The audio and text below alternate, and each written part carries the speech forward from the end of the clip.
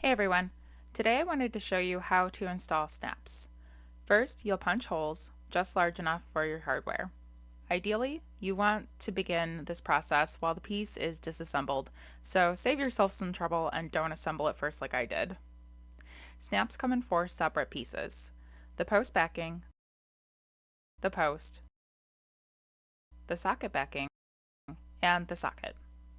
On the sets I use, the post backing is meant to be used on the finished side of the piece, so I'll be using it on the flap of my belt pouch. Put the socket backing through the hole and flip to the unfinished side. Place the socket onto the backing post.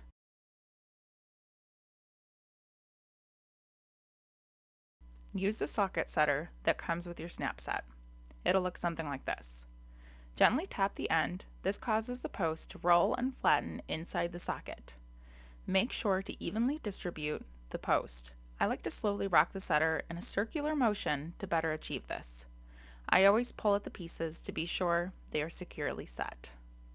Next, place the post backing through the other hole, making sure it comes through the correct side. Put the post on the backing and use the setting tool. It should look like this. Place the tool over the post as before, give it some gentle taps, being sure to evenly distribute your setting.